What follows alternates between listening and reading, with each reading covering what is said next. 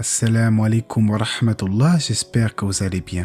Après avoir vu ensemble la biographie du prophète Mohammed alayhi salatu wassalam dans une vidéo précédente, j'aurais aimé approfondir un sujet avec vous en particulier.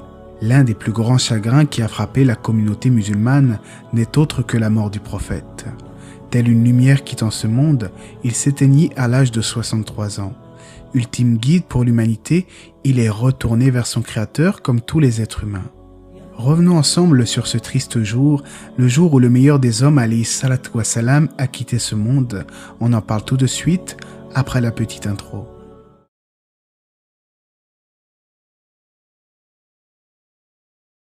Avant de commencer, je tenais à vous informer que la plupart des vidéos, notamment les plus longues, sont agrémentées d'un sommaire avec des liens directs vers un chapitre, et cela via l'espace commentaire. N'hésitez donc pas à y revenir si vous recherchez un passage en particulier. Après le parachèvement de la religion de l'islam et la victoire des musulmans, des signes d'adieu commencèrent à apparaître chez le messager d'Allah, alayhi salatu wassalam. Lors de son dernier pèlerinage à la Mecque, il dit d'ailleurs « Je ne sais pas si je vous reverrai l'année prochaine en ce même lieu ». Il faut dire que le prophète avait pressenti la mort arriver. Comme vous le savez sûrement, il connaissait l'interprétation des versets du Coran. Un jour, son Seigneur lui révéla la sourate An-Nasr, la victoire. Lorsque vient le secours d'Allah ainsi que la victoire, et que tu vois les gens entrer en foule dans la religion d'Allah, alors, par la louange, célèbre la gloire de ton Seigneur et implore son pardon, car c'est lui le grand accueillant au repentir. À partir de là, le prophète sut qu'il s'agissait de l'approche d'une mort imminente. De plus, les visites de l'ange Gabriel Djibril étaient plus nombreuses qu'à l'habitude. Allah lui a donc dit de louer la grandeur de son Seigneur et de demander pardon, car sa vie touchait bientôt à sa fin. Pleinement conscient du fait qu'il allait bientôt mourir, le prophète tenut à en informer sa fille Fatima. C'est ainsi que Aïcha, qu'Allah l'agrée, a confié ce récit émouvant. Nous nous trouvions toutes chez le messager d'Allah, aucune d'entre nous ne manquait. Fatima arriva en marchant et par Allah, elle avait la même démarche que celle du messager d'Allah. Elle se rapprocha de lui et il s'écria « Bienvenue à ma fille ». Il la fit s'asseoir à sa droite ou à sa gauche, puis lui tint des propos secrets. Elle se mit alors à pleurer avec des sanglots. Ensuite, il lui dit des secrets et elle se mit à rire. Lorsque le messager d'Allah se leva, je demandai alors à Fatima « Le messager d'Allah t'a confié un secret en aparté et tu as pleuré, informe-moi de ce qu'il t'a dit. » Et elle répondit « Je ne suis point du genre à divulguer le secret du messager d'Allah. » Mais peu après le décès du messager d'Allah, Aïcha insista de nouveau et demanda à Fatima la nature de ce secret. « Je te demande, par le droit que j'ai sur toi, quel secret le messager d'Allah t'a-t-il confié ?» Elle dit alors « À présent, je veux bien. La première fois, il me confia, Jibril m'exposait le Coran une fois chaque année, mais cette année-ci, il l'a fait à 2 reprises. Je pense que ma mort est proche. Alors crains Allah et patiente. » Alors je me suis mise à pleurer. Ensuite, il dit « Oh Fatima, n'agrées-tu pas d'être la maîtresse de cette communauté ou la maîtresse des femmes du monde ?» Alors je me mis à rire. Donc dans ce récit, nous avons vu que la fille du prophète a pleuré lorsqu'elle apprit que le prophète allait bientôt quitter ce monde. Mais tout de suite après, il lui a redonné le sourire et la rassura. Le prophète Mohammed sallallahu alayhi wa sallam a commencé à tomber malade avec un grave mal de tête. Ce fut le début de la maladie qui mit fin à sa vie, maladie qui aura duré 13 ou 14 jours selon les biographes. Et la maladie n'aura de cesse de s'intensifier, et cela jusqu'à ce que le prophète fût envahi de la fièvre dans tout son corps. Face à cette maladie, le prophète alayhi salatu wassalam reçut des soins.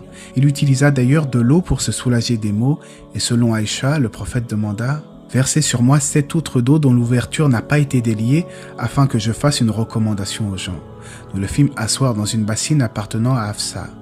Nous ne cessâmes alors de verser de l'eau sur lui jusqu'à ce qu'il nous fit signe d'arrêter. Les soins et le repos du messager d'Allah alayhi salatu wassalam avant que la maladie ne l'emporte ont eu lieu chez son épouse Aïcha avec bien entendu le consentement des autres épouses.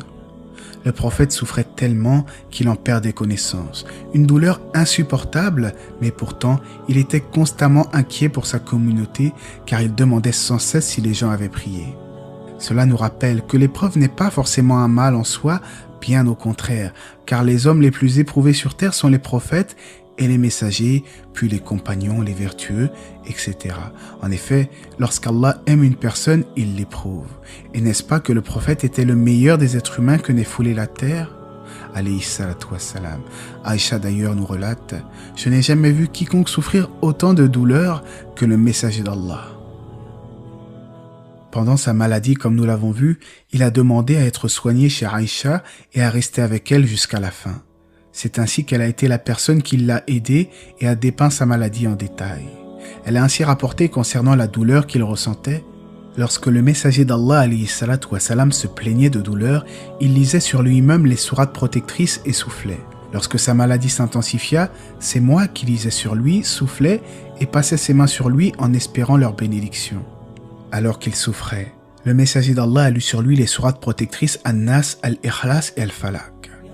Lorsqu'il n'en était plus capable, c'est sa femme qui prenait le relais. Cela montre l'énorme bienfait de ces sourates protectrices qui sont en plus très simples à apprendre pour le musulman.